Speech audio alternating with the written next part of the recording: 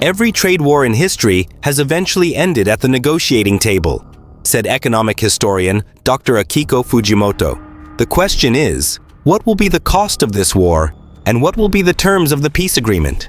The world is now watching the moves of two economic superpowers at the diplomatic chess table. As the pieces are played, the fate of global trade, the welfare of billions of people, and perhaps the balance of power of the 21st century are being decided. This is not just a trade war, but the negotiation of a new world order, and we are witnesses to this historic moment. On April 2nd, President Trump announced high tariffs on almost all imports in a statement he declared Liberation Day. This radical move sent shockwaves through international markets. U.S. stock markets suffered their biggest drop since 2020, while the FTSE 100, Nikkei 225, and Germany's DAX also plummeted. Following these declines, experts warned that a new global trade war was at the door. The fact that the U.S. tariffs on Chinese imports reached 245% is far from economic reality. The tariffs gradually increased from 10% to 20%, then 54%, 104%, 145%, and finally 240%. These increases indicate that we are almost on the verge of declaring infinite tariffs. A 245% tariff on Chinese goods would more than triple the cost of Chinese products coming into the U.S. For businesses that have spent years building reliable supply chains, this represents a significant shift. The economic impact of these tariffs is considerable, given that last year, the U.S. purchased nearly $500 billion worth of Chinese goods. Hours before these high tariffs were due to take effect on April 9th, President Trump announced a 90-day tariff pause for all countries except China. While tariffs were suspended for all countries, tariffs were not suspended for China, the world's second-largest economy. China has announced that it will impose 84% retaliatory tariffs on American goods in response to the U.S. tariff decisions. Howard Marks, a prominent figure in the investment world, described this as the biggest change in the economic environment he had seen in his career, and said that the world economy was shaken like a snow globe. These changes affect not only the economy, but also geopolitics and international relations. Economic competition was never new in history. In the 1930s, the Smoot-Hawley Tariffs reduced world trade by 65% and deepened the Great Depression.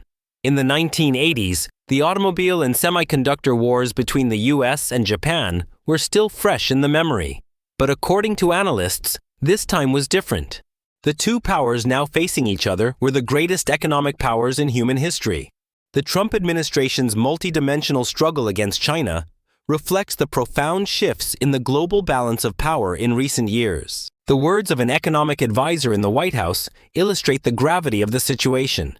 It's not just trade, it's an existential struggle. President Trump is launching a new phase of his previously stated America First policy, which aims to restore America's economic independence by opposing globalization.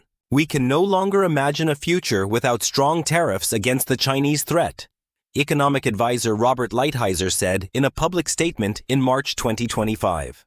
Because the Chinese economy has grown tremendously in the last 40 years. Since the beginning of economic reforms in 1978, China has been one of the fastest growing economies in the world, with an average annual growth rate of 7%. In 2010, it overtook Japan to become the world's second largest economy. The main driving force behind this growth is the export-led economic model. According to World Bank data, China exported about $3.6 trillion worth of goods in 2022, while importing $2.7 trillion worth. This gave China a trade surplus of nearly $900 billion. This trade surplus was larger than any other country in history. China's export success is based not only on low labor costs, but also on an impressive technological transformation and innovation capability. In the last 2 decades, China has made a qualitative leap from simple assembly work to high-tech production. Today, China is a global leader in areas such as artificial intelligence, 5G technology, renewable energy, and electric vehicles. According to new news feeds, 10G Internet was launched in China a few days ago. With a download speed of 9.834 megabits, 76 movies can be downloaded per minute. On the other hand, at the end of 2024, BYD surpassed Tesla to become the brand selling the most electric vehicles. I guess it's not too hard to make the connection. It is also strengthening its global economic influence through major infrastructure projects such as the Belt and Road Initiative. The People's Bank of China tries to protect the competitiveness of exporters by controlling the value of the yuan. According to economists, the yuan has been kept artificially low for many years.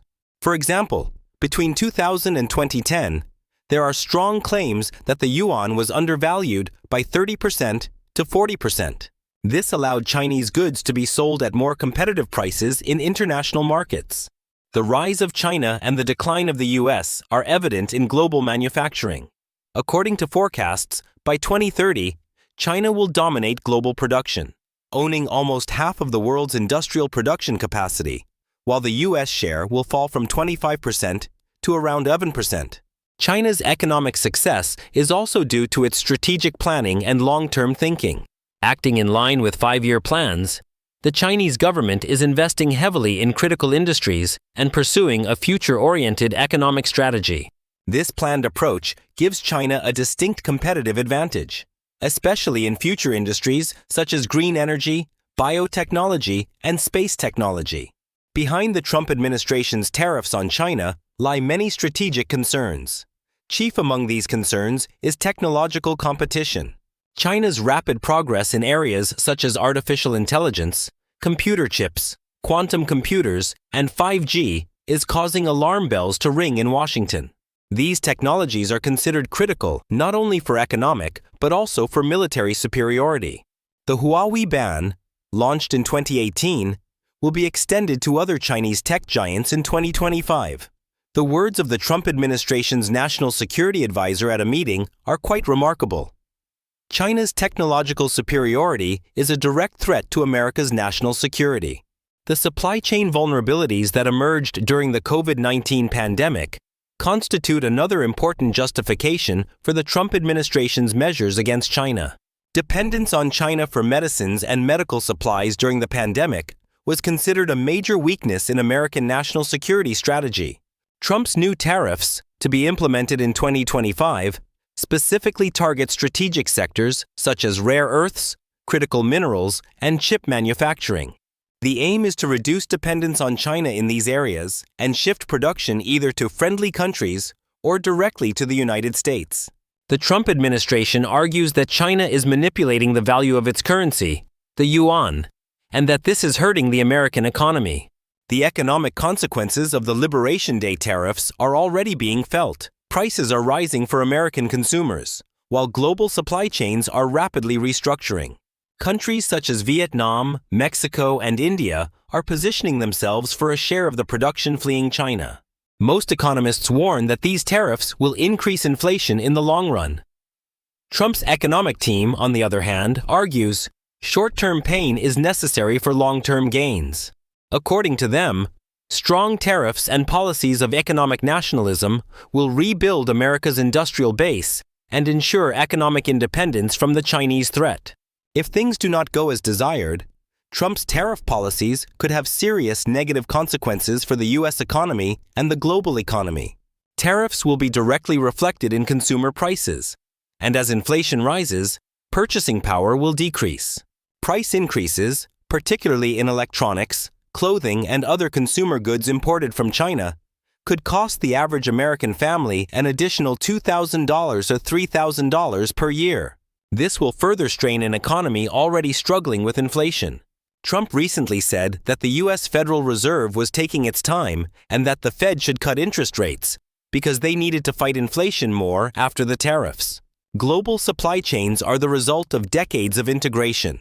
Sudden high tariffs could disrupt supply chains, causing production disruptions, product shortages, and job losses. In particular, supply disruptions in semiconductor chips, pharmaceuticals, and strategic metals could hit critical sectors. According to Moody's Analytics, the tariffs imposed during Trump's first term resulted in a net loss of around 300,000 jobs in the U.S. The new wave of tariffs could multiply this figure. Employment losses will be particularly pronounced in the automotive, construction, and consumer electronics sectors, which use tariffed products as inputs. Economists at the IMF and the World Bank estimate that a widespread trade war between major powers could reduce global GDP by between 0.5% and 1.5%. This could push the already fragile global economy into recession. The deterioration of economic relations has a negative impact on diplomatic and security relations. U.S. tensions with its allies could weaken NATO and other security alliances. Moreover, China, economically cornered, may adopt a more aggressive stance on Taiwan. The stability of the dollar-based international system is based on trust. The inconsistent and aggressive economic policies of the U.S. may push countries to seek alternative currencies and payment systems. The global technology ecosystem thrives on cross-border collaboration and knowledge exchange. Trade walls and technology restrictions could weaken both the U.S. and global innovation ecosystem. This could hamper efforts to find solutions to common human challenges, such as climate change and health issues. While the Trump administration's approach to trade may appeal to some sectors and constituencies in the short term, in the medium and long term, it jeopardizes the competitiveness of the U.S. economy, its capacity for innovation, and its global leadership role. Instead of making the U.S. stronger, the economic isolation caused by tariffs could weaken it by disconnecting it from the dynamic development of the global economy. On April 17th, U.S. President Donald Trump made important statements during his meeting with Italian Prime Minister Giorgia Meloni. Stating that they will make a deal with China, Trump responded to the question about China, "No one can compete with us." U.S. President Donald Trump stated that they are in contact with senior officials from China within the scope of tariff negotiations and that he believes they can make a deal. The negotiation process, signaled by U.S. President Trump, is critical not only for the two countries but also for the global economy. Economic data and expert analysis show that the potential benefits of the agreement are far greater than the damage caused by the tariff war. The success of the negotiations could play a decisive role in the recovery of the global economy and its transition to a new growth path in the 2025-2026 period.